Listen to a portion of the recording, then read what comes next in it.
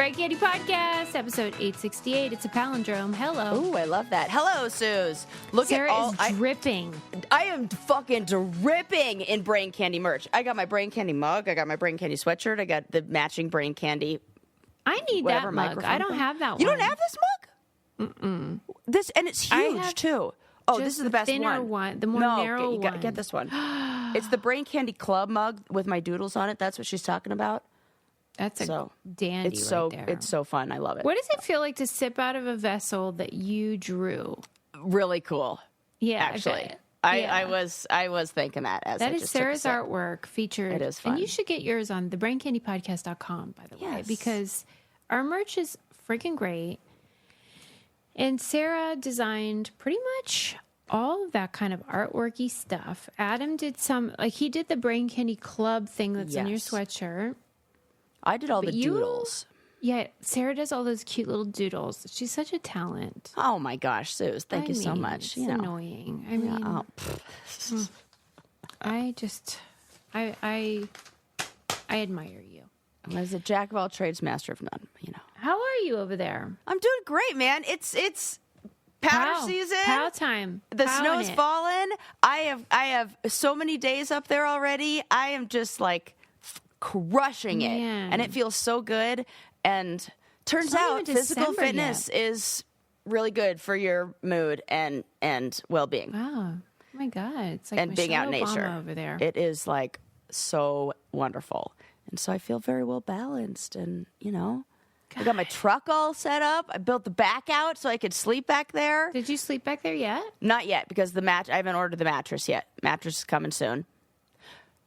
What do you order? What's it called? It's like the same mattress that you have on a pull-out couch, like those. It's like a gel foam or like a foam mattress, but it's the right size.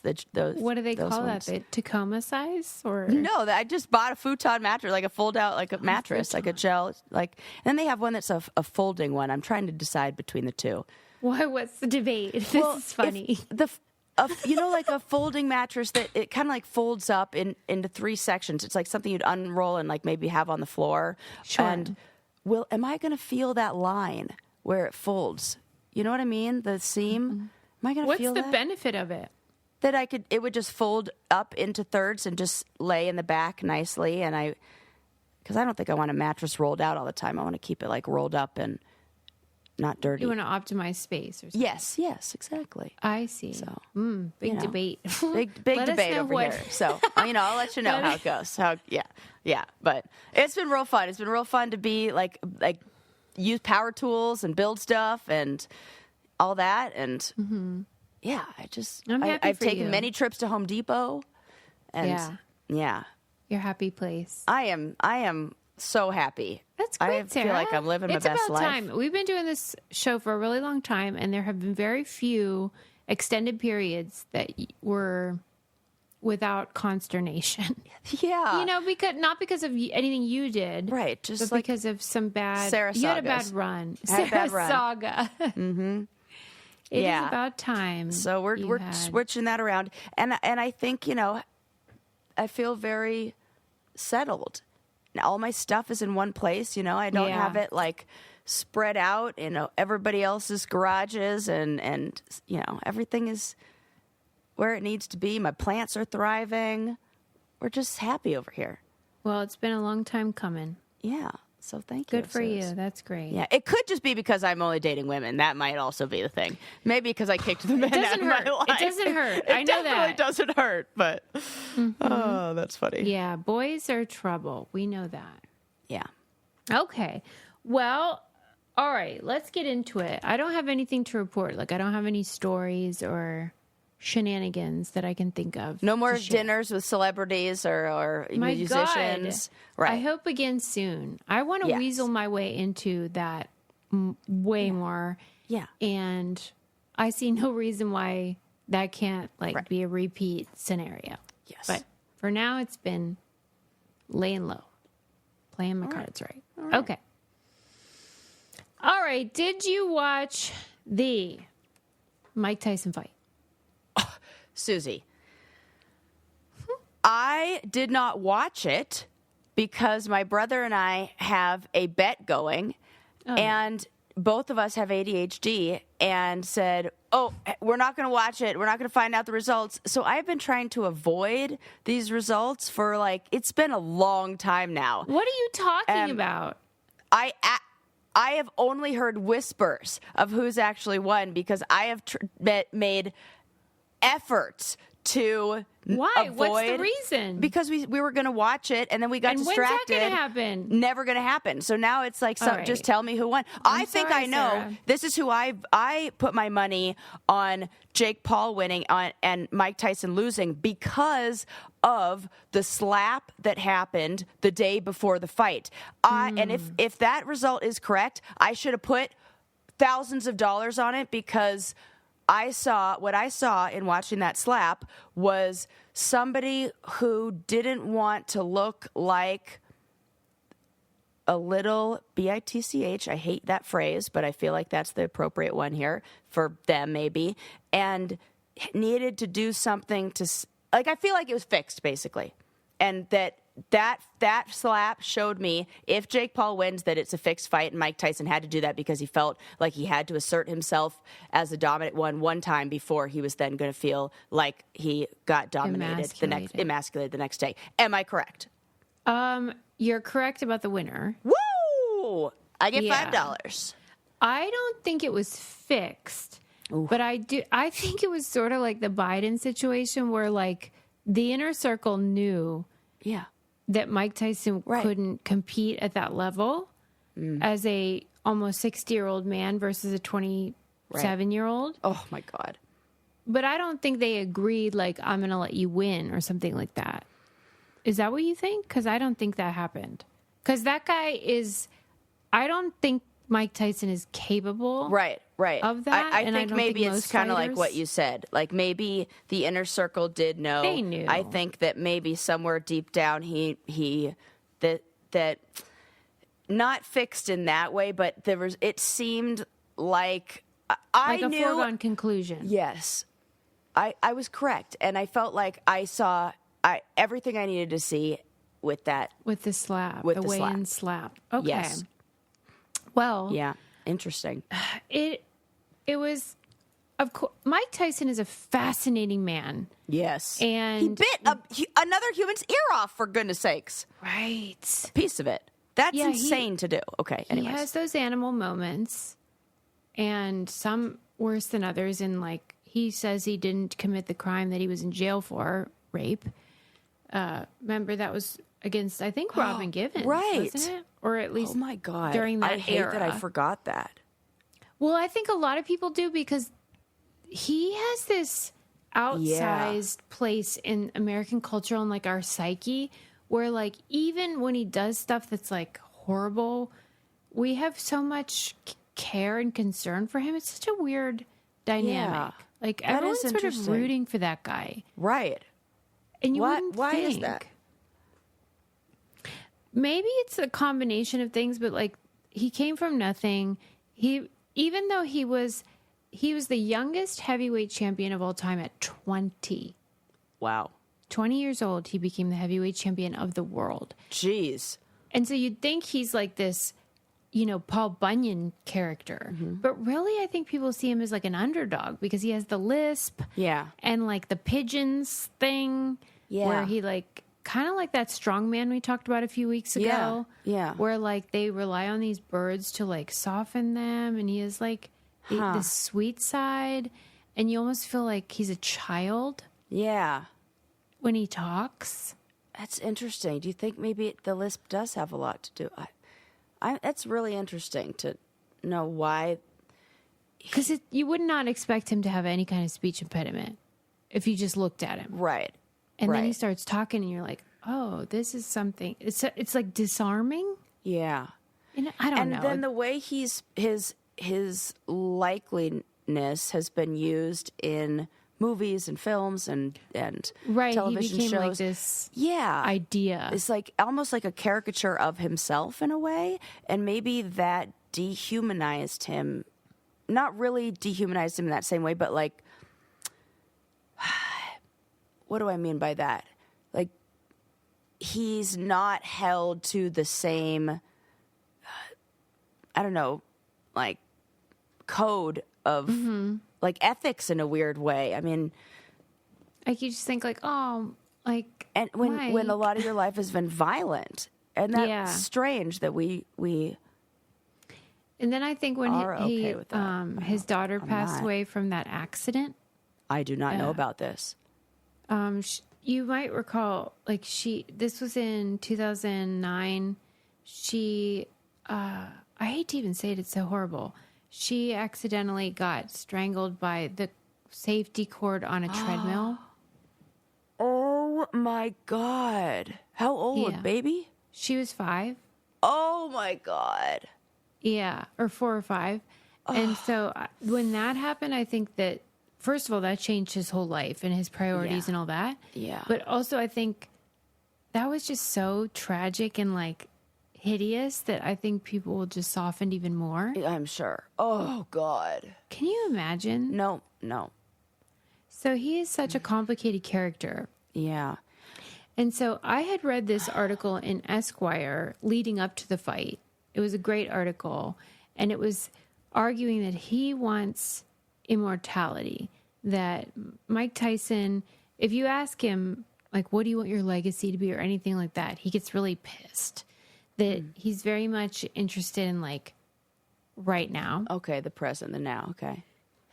And so if you are obsessed with right now and you kind of, like, don't believe legacy's a thing, and, like, once you're dead, and who cares? It's kind of the opposite of so many people. Interesting. Yeah, okay. I think then you don't want to die and you want to be young forever. And so you're going to fight Jake Paul when you're fucking 60. I see. Wow, Suze, good Psychoanalysis. Yes. Because I think it came into my mind after I saw the outcome and when I watched the fight. And maybe when I almost don't want to watch it because I'm scared to. I mean, I can imagine. I wonder why I've been avoiding it. It's got to be more than just the bet. As a gal who's been going through a midlife crisis for some time now, I am struck by just aging when you observe it like that, where you're like, oh, God. Oh. He's like sort of stumbling around and like the balance. No, I don't like, I know the, He had trouble with some balance. He had trouble with like, it was described like almost like he was an old guy like chasing a young guy around. Oh no, that feels cringy to watch. Yeah, and so hard. It was fascinating because I don't like that idea that the greatest of all time could then be like so humbled by youth. I wouldn't want to put myself in that position. I mean, do you really? Do you think he really believed? Know. Okay, in the Esquire article, he must acted really like absolutely that he goes. Yeah. I don't think that guy stands a chance. He said, "Okay, what? Yeah. Go ahead. No, that just makes sense. That when we watched the untold story of Jake Paul and Logan, I believe Mike Tyson was interviewed in it. And he talked about the character, the performance, the show, and having to have that kind of personality. And I wonder if Mike Tyson doesn't even know another way. That character has almost become him, or that attitude he's adopted and just been like, and that is what he believes. And he probably has convinced himself of that. There were a couple quotes that I really liked from the Esquire article. One is something I would agree with 100%, which is that discipline is doing what you hate to do, but doing it like you love it. Yeah. That is the story of my freaking life. Yep. Like, do you think I want to go to the gym every day? Right. Nobody does. I don't even want to brush my teeth, but I still do that. Fine. Oh, okay. Brush my and that's discipline. Teeth. And then acting like, no, this is great for me. Yep. Everything that we do is like, most of life is about a 3 on the scale of, yes, you know, it's like 3, maybe solid, 4. Solid 3. If we can get moments of like a 7. Woo. Okay. Whenever we were in New York and we watched the Tom Papa's, that's what I'm thinking of, comedy special. Share about that. Oh, he has this great bit about how we're not looking, like the older you get, the more you realize, like can't be seeking happiness, and like we should be going for joy, which is just right above depression. Yeah. And that is so accurate. Yeah, like if misery's down here, joy is just a hair above it. Just like a smidge. Right. And then happiness is this shoot up that can happen like fleetingly. Right. But it's not sustainable. Right. You just enjoy it when it comes. Yeah, little moments just. Yeah. But if you try to like be happy all the time, no, impossible. Yeah. Disappointment, guaranteed. So much of life is just that discipline of like, well, got to do this again. Got to do that, right? But the article described him as an addict, which I would agree with, that it used to be like cocaine and sex and even anger. Ugh. And that now he's addicted to cannabis. Uh-huh. His wife telling him he's a great husband. What? And glory. Those are his current addictions. And that the glory part is the sort of like thing that we would normally call legacy, but he wants it now. I see. You know, I heard some interview where he talked about doing mushrooms or something. Yeah. And I mean, I do not know anything about the dosing of mushrooms or what all of that means, but the way he described it, and the people who were in that interview with him looked at him like he was taking 10 times the average dose. Is. And he said, yeah, it didn't even affect him, which is insane. Yeah. So, man, fighters are wild. They really are. I mean, think about what you're doing. You're putting your body. I never want to get hit. I have never been hit. Yeah. I've never, ever taken a punch. And these guys sign up to do that professionally, and no thank you. Oh, my God. Have you been punched? Have you taken a punch before? No. Never. Look at us. We're just two softies over here. We're so nice. We are so nice. Do this. And I remember the first time I ever saw a fight, an actual fight in real life, was on The Real World. And I was like, no, this is insane. This is actual madness. Me too, Sarah. Yeah. I would say that was the first time I saw that. And I don't like it one bit. I didn't like it one bit. And I could say I don't know if I've seen a fight outside of The Real World in my real life. I'll tell you what I do like a lot of bits, and that's Uncommon Goods and their amazing selection of items you can get for yourself or for others that you care about. I was just flipping through their catalog today, in fact, and thinking I love this. You got a little mailer? Yes. Oh, my God. I love it. I love getting a little catalog, and I just love it. And then bookmarking all the pages of like anything what catch your eye? Yeah, there were some cute ones for book lovers. Okay, do you remember last year I got you for Christmas that little shelf? It's like a thing that you put on your bookshelf, and no, it's you build it. It's like a little scene that you put together, and it goes on your bookshelf. It's like a little miniature little world. And they have a new one on there this year, and it's so cute. And I just think for a book lover and somebody who likes puzzles, it's like a way to do a different kind of... They have a whole bunch of good puzzles in there. A lot of stuff like that. Yeah. Good gardening stuff. Oh, they also have a basket. A gardening basket that I thought of, but I already got. You already have one of those. So I'm like, she doesn't need another. But I don't even have a garden. You're right, but though. It's so it is hard cute. to choose because it's all the hobbies that we're into. Yes. Books, gardening, wine, food, stuff like that makes your life worth living. Oh my God. And a smoker, this one, that does look really cool. This like, you put it on top of for drinks. And it's like this glass that you put right on top of the glass that you're putting the alcoholic beverage in. Yeah, it's like a dome. And then you smoke it and it looks so cool. And I love those smoked drinks. So cool stuff. That's the thing. Like, especially for people that are hard to buy for, Uncommon Goods is great. To get 15% off your next gift, go to uncommongoods.com/candy. That's uncommongoods.com/candy for 15% off. Don't miss out on this limited time offer. Uncommon Goods, we're all out of the ordinary, and they also donate $1 to a nonprofit partner of your choice, which is really cute. Yes. Okay. So the Tyson thing. Then, in addition to the quote that I said, he also said, I learned about life from my losses. I've learned that as I get older and I lose my friends, my children, my teeth, my hair, and eventually I'm going to lose my life. Life is all about loss. And that's a very Buddhist sort of mentality. Yes, it is. Like suffering is the human condition. Yes. And that the more we accept that, because a lot of times what causes pain is the expectation that you're not going to have any pain. Correct. Pain times resistance equals suffering.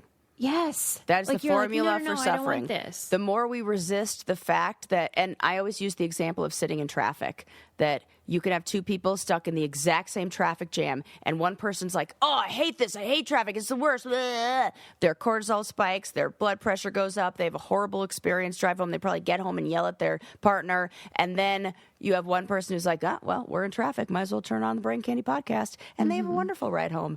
And because they've accepted it. They've accepted that they're in traffic. Yeah. Yeah. And then their life improves. And he has an understanding that life is filled with suffering and loss, which it is. So then anything good that happens is just a delight, but you're not thinking that you deserve it or that it's owed to you. Well, I don't like that side of it. Why? Oh, I guess you're not, to think that you're not deserving of it? No, I'm just saying that, like, it's not owed to you. Like, okay. Life doesn't guarantee. Right. Yeah. We should just enjoy those. They're like the sprinkles, cherry on top kind of thing. How lucky. Right. You got to make the sundae, and that joy, that those moments are just like cherry on top. Okay. Yeah. Got it. And then, okay, so maybe because the fight aired, Netflix suggested that I watch the Muhammad Ali Rumble in the Jungle. Documentary, documentary. Okay. Yeah, it won a 1996 Oscar for Best Documentary, and it's about the 1974 Rumble in the Jungle between Muhammad Ali and George Foreman. Mm-hmm. And I, of course, know about that fight, and I know that Muhammad Ali won, but I didn't know the context. I didn't know, like, who was supposed to win or, like, what was supposed to happen. I just know that everyone calls Muhammad Ali the greatest, so I would have thought he was favored. Right. I had no idea that not only was he not favored to win, but he was, like, basically counted out, and they thought this was going to be his last fight and he would disappear. Whoa, I didn't know that. Yeah, like, so long ago. Like, this guy is going to lose, he's going to be humiliated, and he's going to retire because he's going to be so shitty. Wow. And, boy, that was there a big size difference between them? As George Foreman? I feel like George Foreman's a big guy. That's a good question. I wonder why he was such the underdog. Yeah, right. I don't know why there was, but there was this perception that, like, maybe that Muhammad Ali's all mouth. Okay, yeah. This, like, because, boy, what a smack talker. I mean, you know how I feel like that's half of it, yeah. I'm so beautiful. I'm so pretty. He's fucking ugly. And I'm going to dance and I'm going to whatever. Yeah. And he was charismatic, but he was also, like, kind of obnoxious. Yeah, that's how fighters are. What's that one really annoying Irish guy who, like, Conor McGregor? That guy needs to be, all the time, what a punchable face. Holy crap. And attitude. What's he in? Is that MMA? I think he does a little bit of everything. Like, he's been all over the place, but I think he does. Let's look. I do really too. Hate him. Oh, I hate how he walks. I hate. What's his name? Conor McGregor. And, like, I kind of. Yeah, MMA. You know how, like, I'm resistant to anybody Former that says professional boxer, MMA. Yeah, okay. Anyways. MMA. What'd you say? You know how you're. You know how, like, I'm kind of grossed out by anybody that says, like, I'm the greatest or right. whatever, which Muhammad Ali is, of course, famous for. But, like, he is so freaking charming and charismatic that, like, because he does it with, like, a twinkle in his eye. He does it with, like, a wink where you're just like, you stinker. You can't even be mad at it. And like he knows that it's silly and he knows it's obnoxious, but he also means it. And so you're like, do you mean it or do you not? Yeah. Anyway, watching that, they were saying how he trained by like letting his sparring partners in training just like pummel him to like train his body for punishment. God, I would be such a bad boxer. Right? And like, can you even train your body? Yeah, well, that way? You can. In your Because mind, this is what they do with Muay Thai where they take the bamboo poles and they just smack them against their shins. Like, that's like a whole part of their training. And then you watch some of like the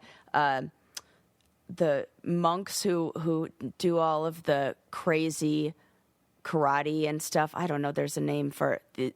And they'll just take poles and smack them in the stomach to like strengthen their bodies. And it's wild. I mean, I guess it must be an effective training technique. They do that.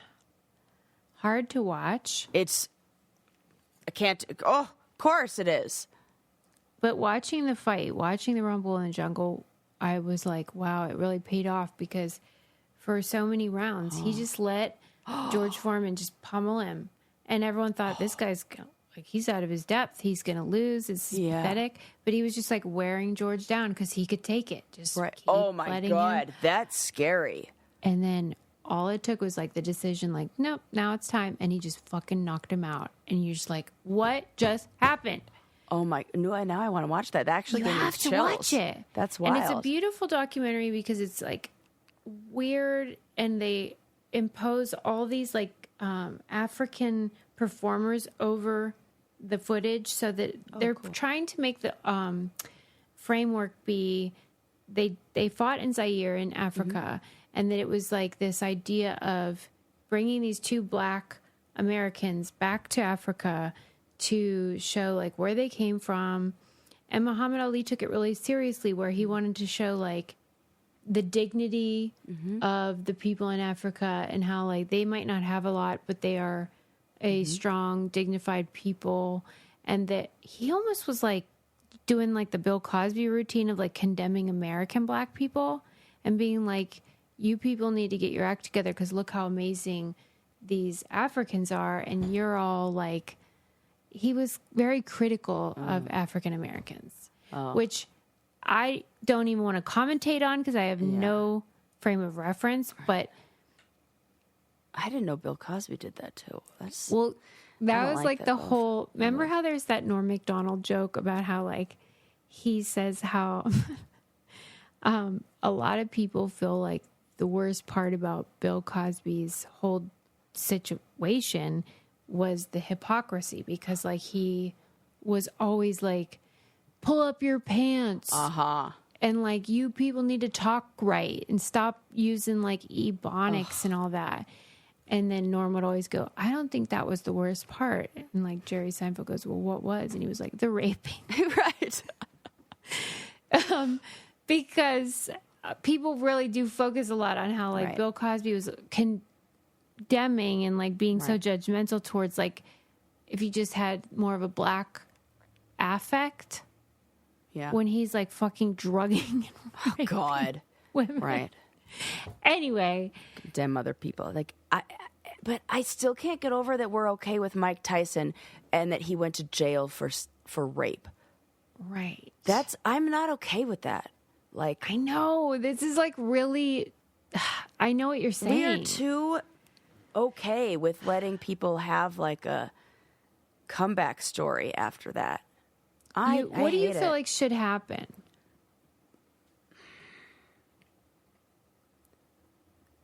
It would be nice if men didn't applaud other men or like excuse the behaviors of because I don't think a lot of women are applauding him in that same way that, or like if they knew that, it would be hard for them to, I don't know, cheer him on. And I just think we need more men saying, no, I'm not going to make Mike Tyson the person I root for because of these actions. But it's hard to say when our next president is guilty. Yeah. Right? He was found guilty too, right? So yeah. it's hard. I just feel for all of the people who are survivors and the things that they have to, the ways that we are dismissive of the actions that cause so much pain and suffering and stuff. Yeah. That's all. I do know. I think that you would like the documentary on Netflix about Muhammad Ali is called When We Were Kings. And it is really good and interesting. It's older, so it looks older, and it doesn't read the way that they do now in documentaries, but it's still good. Yeah. Okay, moving on. Another thing that feels real good is My Cozy Earth, athleisure and bedding. Oh, yes. Freaking great. I love that sweatshirt. So impressed with their collection of sheets and bedding. It is really nice. It's got the temperature regulation. Sarah needs to get on that. I already ordered it. Good. I have not put them on my bed yet. You're going to love it. Yeah, I don't know what I'm waiting for. Breathable, like several degrees lower. What the heck am I waiting for? Yeah, you're going to really like it. Super soft. The old buttery soft is actually true. And they're committed to quality. They have a 10-year warranty. Oh, yes. Which is really nice. And that's like part of why I was like, let me get on this. And they have a deal for us. Visit cozyearth.com/braincandy and use our exclusive 40% off code BRAINCANDY to give the gift of luxury this holiday season. What a great gift. Anything like blankets, loungewear, whatever. People are never mad at that. Never, ever. Oh, a good sweatshirt? Yes. Like make a sanctuary of your home. Yes. Okay. My little nest. Make a nest. Okay. Next, I wanted to... Oh, Sarah and I have the funniest texts. It'll be like a siren, and it'll be like, red alert, watch the Stanford Prison documentary. I couldn't find it. Really? Oh my gosh. Where is it? It's on Max. Okay, because it took me to I looked on Netflix, and then it said... Maybe you said it was on Max, and I am very good at just skipping words in text messages when I read them. But then I looked on Hulu, and it gave me a different one, and then I because it's Nat Geo. Okay, but maybe that's it's Hulu, Disney Plus. It is on Hulu. I think maybe it was the same thing. But it did have I Nat didn't watch Geo it in yet. the corner. I think it's called the Stanford Prison. Oh yeah, because it kept saying no, we do not have that. Experiment. All right. Okay, well, I'm sorry if I gave you a bum steer, but it is so good. If you're not familiar, but you probably are. Yeah. Because if you grew up in the last 40 years. Or you ever took a psychology course ever. Tell the people the essence of the Stanford Prison Experiment. Okay, so they took a group of college students and they divided them up, and they made half of them the prison guards and they made the other half the prisoners. And they were arguing that when you put people, when all you have to do is assign them the roles of guard, like one person being in control and one person being captive, or like the prisoner, that it will change behavior. And they have video footage and said that it created this environment where guards were being harsh and punishing the prisoners, and they dehumanized the prisoners immediately. They just gave them numbers and took away their names, and it's often used as this example of the fragility of the human mind. And now it's coming out that there are a lot of, at least what I've heard, a lot of holes, a lot of questions, and that the researchers themselves were probably looking for a specific answer, as most people are when they conduct experiments like that. And but that's kind of what I know. Yeah. So the documentary lays out sort of the legacy of this experiment and how it's become one of the like pillars of the psychology academic work, and that it's used to show, as Sarah said, the way that the human brain can be so malleable and pliable in terrible ways, and you can become a totally different person if the context dictates that or encourages that. It's often cited as like what happened in Nazi Germany. Yeah. Well, and in a way, we've all seen evidence of that in our own lives, whether it is in like these historical examples of like, how could someone do that? Right. Or how could this whole group of people behave in this way? Mob mentality, whatever. We know that the human mind can be fragile and like too malleable to bad effect. But be that as it may, right, this documentary shows how this researcher, the principal investigator on the study, Zimbardo, right, didn't either was negligent or had maybe his own career in mind. Because he has made an entire career and like complete windfall out of this claimed result, which he will go on pretty much any talk show, write books about. He was on the defense of some famous I can't remember, some famous trial. Oh, I'm sure. Basically saying, yep, this is what we observed in our Stanford Prison Experiment, that the guards turned into monsters, blah, blah, blah. So among the claims in the documentary is, first of all, that day one wasn't the day one that Zimbardo claims. Zimbardo that's a would big claim, one. Yeah. Zimbardo would claim that the participants all showed up, they split them up and let the chips fall. But the truth is, the guards came in the day before, and he gave them instructions. And he provided them with a list of rules that the prisoners would have to follow. If they do this, that is a violation. If they do this, it's a violation. And if they do these things, then you as the guards are going to have to deal with it, right? However, in all the subsequent interviews, he's told people the guards made up the rules. Right. That's kind of what I was always aware or always believed. Yeah, there was a whole list, and they were all typed up. And he said that is not an experiment. You just You just did a reality show. That's right. And so what was cool about the documentary is that they had all the participants interviewed, and they were like, nobody's ever asked us. Nobody's ever said, no, hey, what really happened? Get the fuck out. Nobody's ever asked the participants. Are you kidding me? Yeah, because that's what we do in science, right? We ask the researcher, the scholar. And they usually keep the participants anonymous. This is actually a really good point. It's so good. Because they were like, yeah, I asked to please stop and leave, and they wouldn't let me. They were held against their will.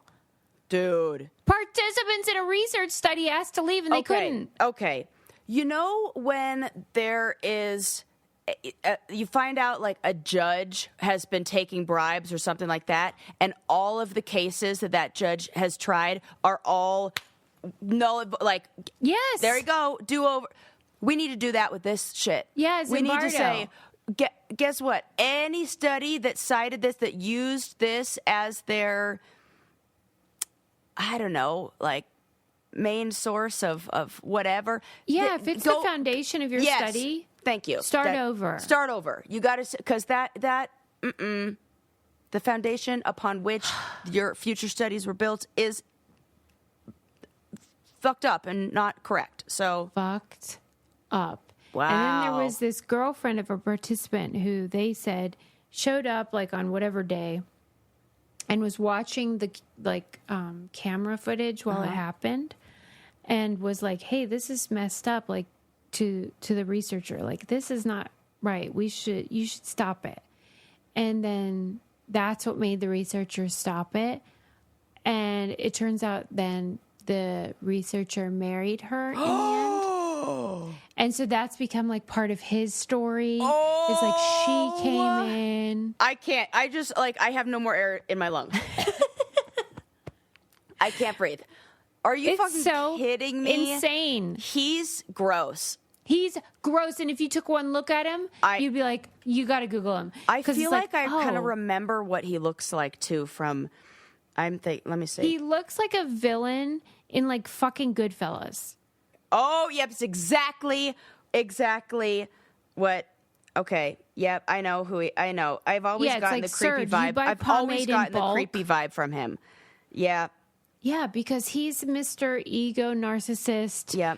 I'm an amazing He totally scholar. looks like. You know who he looks like? Did you ever play the game Candyland? And there was that one bad guy. Yeah. He looks like the bad guy from Candyland. A caricature of like a burglar. Yeah. Yeah. Who's going to like tiptoe with like, he's going to, yeah. He'll have like just a mask right here, like a raccoon mask. Yes. I mean. Lord Licorice. That's who he looks like. From Candyland.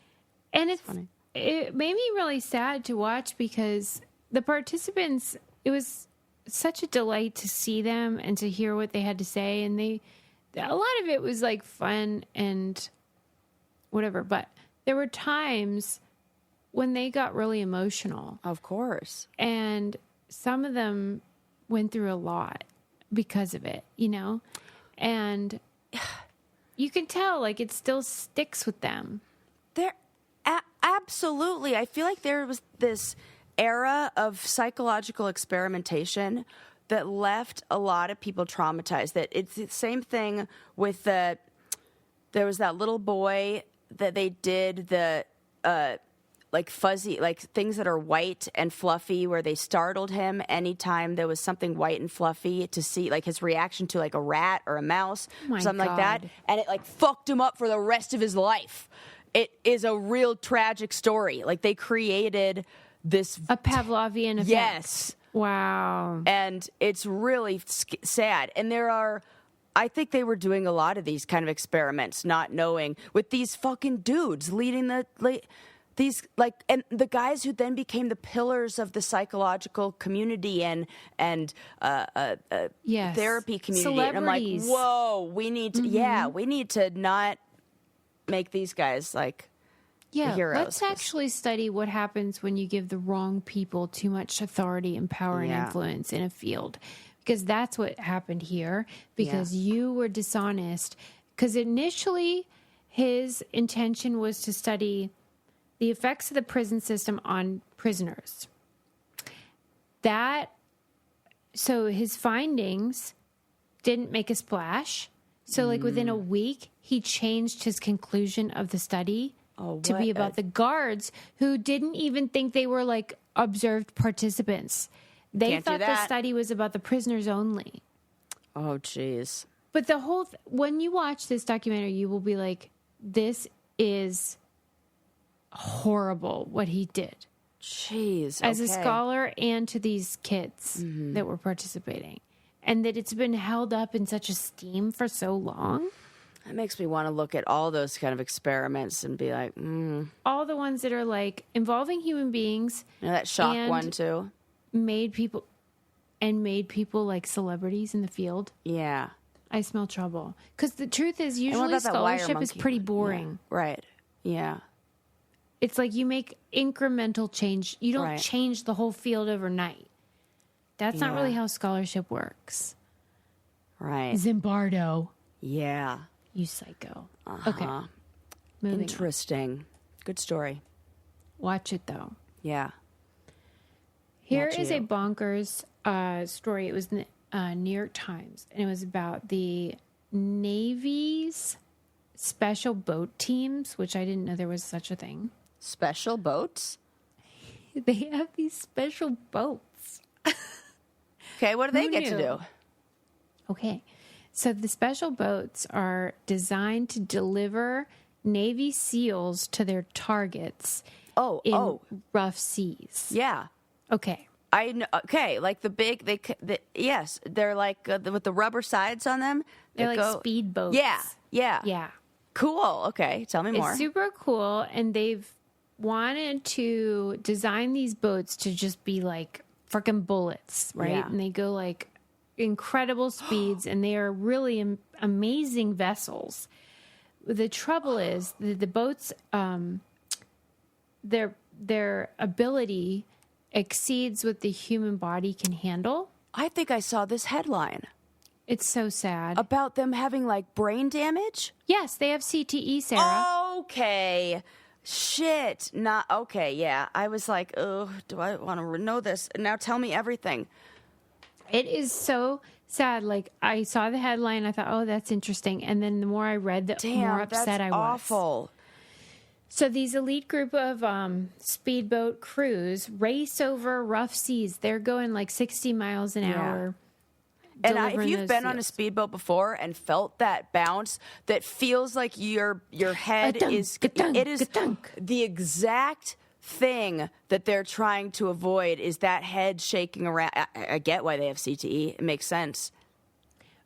Listen to the stats on this. Oh, shit. It's unbelievable. Their heads experience sudden jerks of up to 64 Gs, 64 times the force of gravity. Oh. And to compare, fighter pilots typically experience a maximum of 9. Oh no. That's 9 compared to 64. No. Oh shit.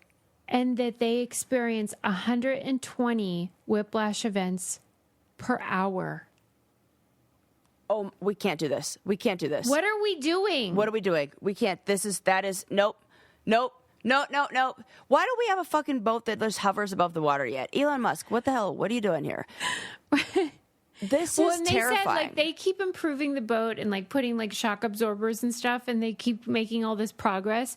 And instead of everyone being like, okay, that's great, they're like, now we can go faster. No. And it cancels it out. No, this is bad. It's horrible. Who signs up to do that? People that probably don't realize what they're signing up for. Right. And so then these guys... Oh, my God. I'm scared for their poor heads. Ugh. Yes. And they're panicking. Super young. Like, some of them are in their 30s. I can imagine. Yeah. 32, I think. One died by suicide. Like, they're losing their marbles. Oh, God. It's so sad. We can't do this. And they're so desperate for help. They have insomnia, alcohol abuse, rage, delusion, paranoia. Of course. They think the government bugged their phones in the kitchen walls, and they think they put a bug in their skull. Oh, no. Stuff like that. Oh, no. And I'm like, it just feels like we never learn our lessons. What are we doing here? The military? Come on, guys. Yeah. What are you doing? In 2021, the medical staff at the Naval Special Warfare slipped a memo into the crewmen's files warning future medical providers that these crews were subjected to large shock and vibrational forces. Oh. And included some of that data that I said. Like, the medical people are having to preemptively... Well, okay, great, but maybe we not do that. Maybe we come up with another way. Maybe we... Really? Like, those boats are absolutely non-negotiable? Right. And can't we just do, like, submarine underwater and go boom really fast? This is dumb. We need to go back to the drawing board with the boat. It makes me so sad. It makes me mad. But, like... Well, I'm going through, we're at different stages of grief, aren't we? Well, because what is the answer, though, when, like, the government seems to never be willing to prioritize the lives of the people that are sacrificing to... I have no idea. Like... I don't know the answer. Sports, I get it. That's a capitalism. Right. With the government... I don't know. I have no answer. What is that for? Ugh. It's devastating. It makes me so mad. That was the New York Times, and it was so sad. Oh. So, thanks for nothing, U.S. government. Yeah, there's got to be a better way. Right. I bet if you asked those like Navy SEALs, would you like to get there 1 minute later, or would you like, and nobody has CTE, or would you like to get there 1 minute earlier? And all these guys are, you know,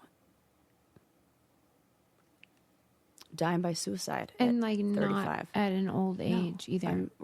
I'm not. All right. That would be an easy no. The craziest story, and I just need you to like make sense of it. Okay. This was in, I think, brides.com. Okay. I think it was supposed to be like a feel good, like, engagement story. Okay. One of those dealies. And the headline is, man who suffered concussion after skiing accident. Oh. He forgot his girlfriend dumped him the day before, and then they married 7 months later. Okay. Wait, so what? The girlfriend dumps him. Okay. The next day he goes skiing, gets in an accident, gets a concussion, forgets that she dumped him. He goes to the hospital, and then like they take care of him, and then he texts her like, hey, come pick me up. Right? Like, I had this problem and I need a ride home. And the bonkers thing is, like, she was like, that's weird. Like, why would you text me? I just dumped you. Yeah. But she's like, I guess he just really took me seriously when I said we should just be friends. And, like, he's, like, just being my friend. Okay. And so she engages this situation. And then, okay. Then I guess it just doesn't make sense to me because it says they are. So she gets him and she's like helping him with his like his health or whatever. But she never says like, hey, remember when I dumped you? Right.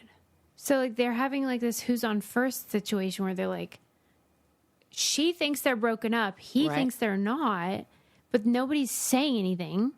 Yeah. And then eventually she has to be like, to engagement. Okay. So she basically eventually had to say, hey, just so you know, I dumped you. Yeah. And he was like not upset about it and was like, oh my gosh, what? But was fine with it because he didn't remember it. He didn't remember. Okay. And then they just started like to pretend like they didn't break up. And then he asked her to marry him like 5 months later. Okay. I think that she did something.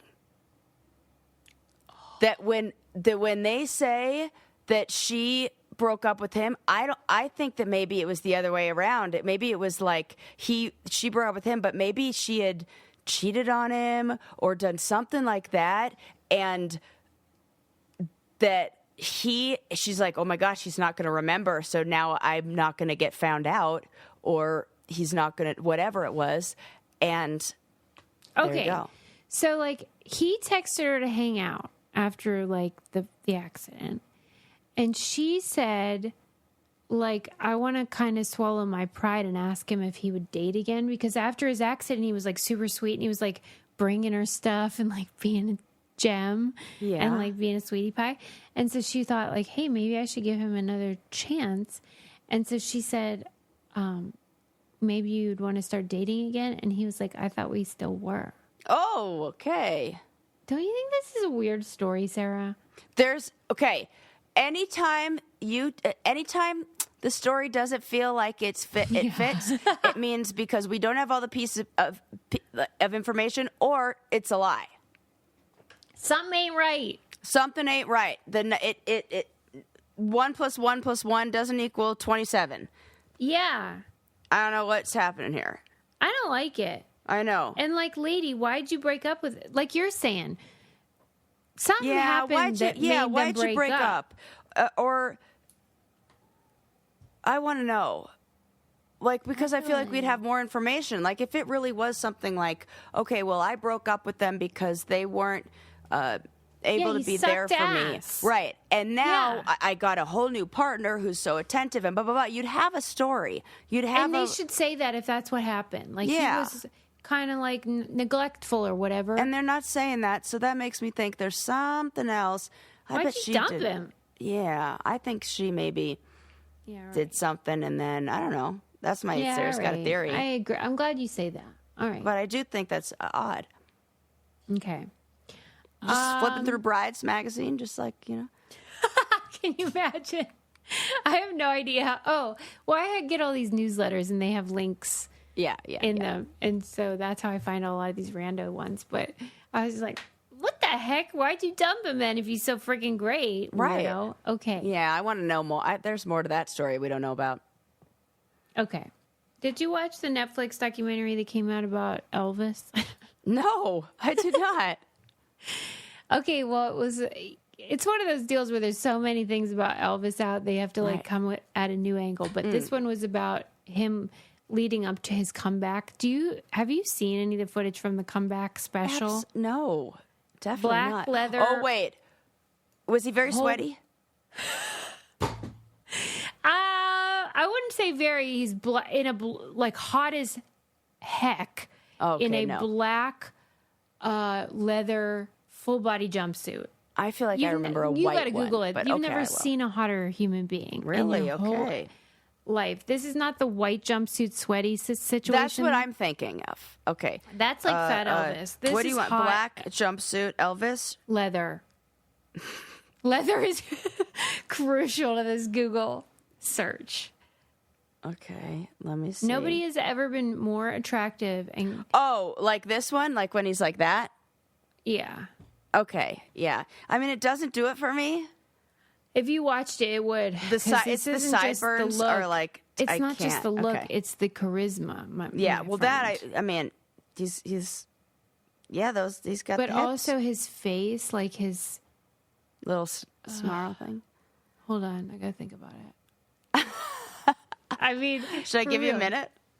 I would argue that Elvis's comeback special is peak human hotness. Okay, wow, Suze, I'm okay. Kind of like Marilyn Monroe in whatever she was the hottest in.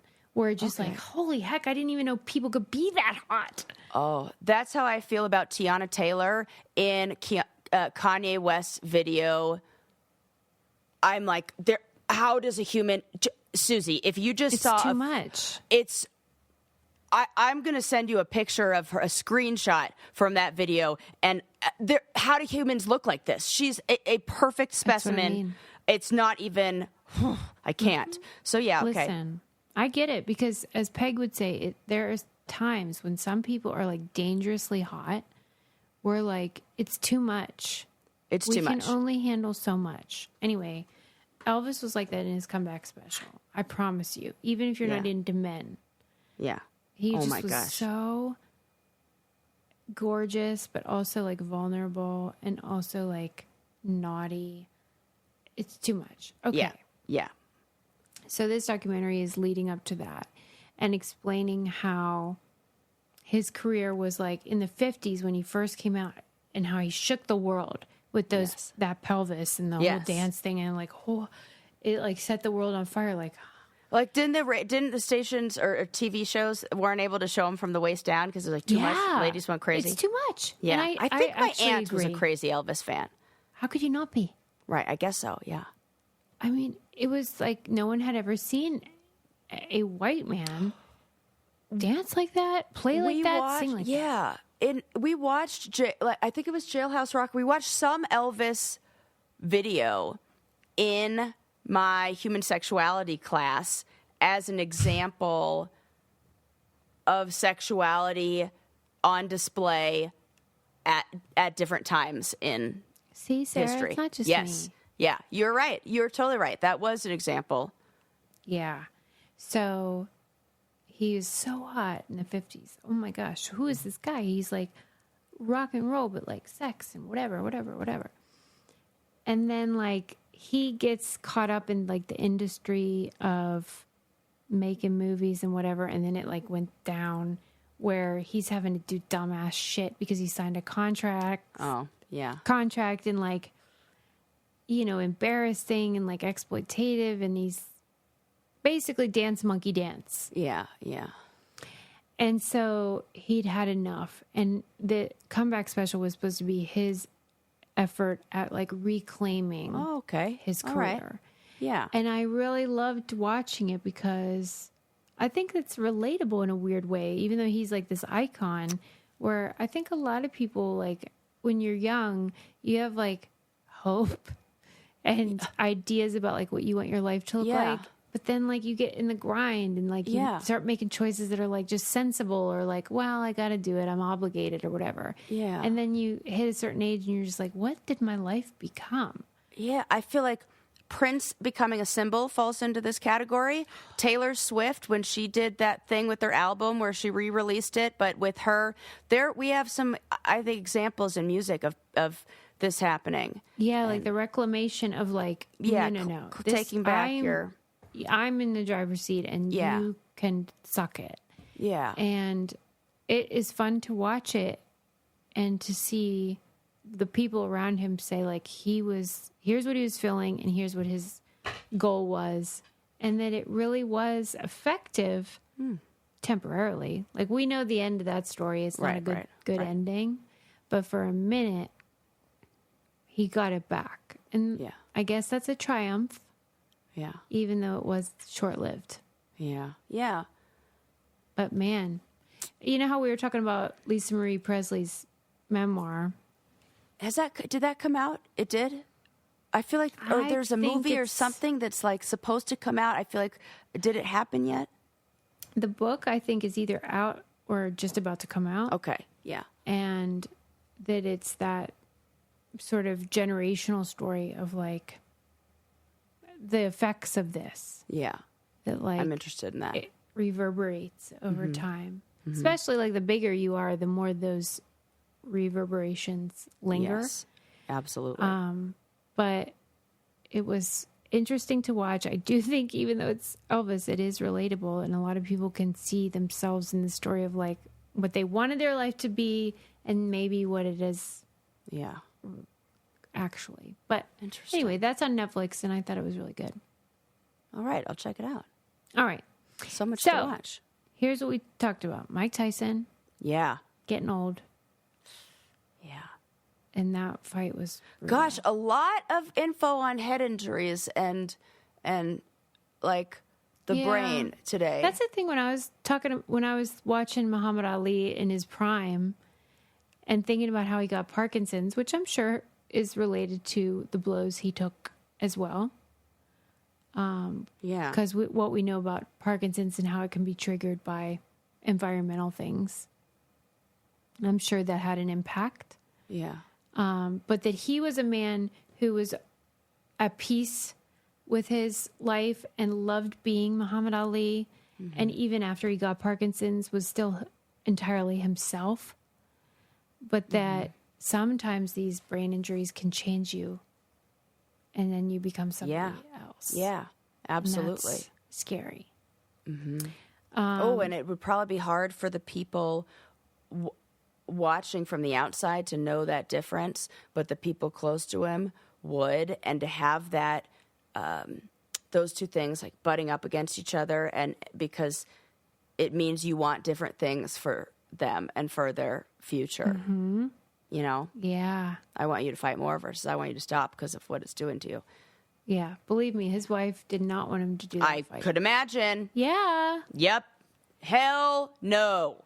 But he's an addict. Right. And he's addicted to glory.